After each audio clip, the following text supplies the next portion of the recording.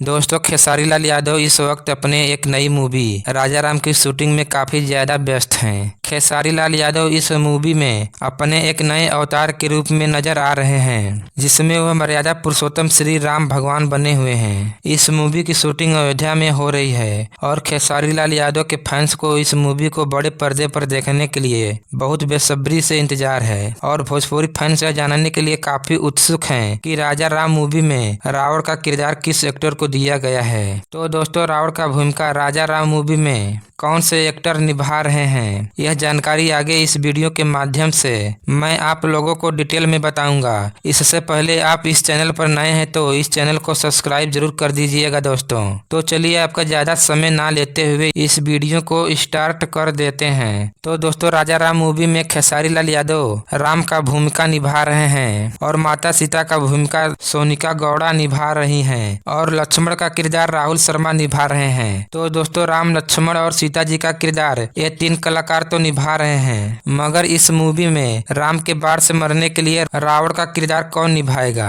तो दोस्तों, इस मूवी में रावण का किरदार निभाने के लिए भोजपुरी के पावर स्टार पवन सिंह का नाम लिया जा रहा है। तो दोस्तों, कुछ लोग अटकलें लगा रहे हैं कि क्या पवन सिंह राजा राम मूवी में खेसारी लाल यादव के बाड़ों से रावण बनकर अपना वध कराने के लिए तैयार हो जाएंगे। अगर इस मूवी में पवन सिंह रावण बनने के लिए राजी नहीं होते हैं तो उनके स्थान पर भोजपुरी फिल्म के स्टार कॉमेडियन और विलन मनोज टाइगर उर्फ बतासा को भी राजा राम मूवी में रावण बनने का अवसर दिया जा सकता है। तो दोस्तों, राजा राम मूवी को रिलीज करने का डेट अभी तय नहीं हुई है और इस मूवी की शूटिंग अयोध्या में अभी हो रही है। तो दोस्तों, आज की यह जानकारी बस इतना ही। अगर यह जानकारी आपको अच्छी लगी है और खेसारी लाल यादव का नया अवतार यह नया अवतार आपको पसंद आ रहा है तो मेरे इस चैनल को सब्सक्राइब करना बिल्कुल नहीं भूलिएगा दोस्तों। तो मिलते हैं फिर किसी एक नई वीडियो के साथ। तब तक के लिए जय हिंद, वंदे मातरम।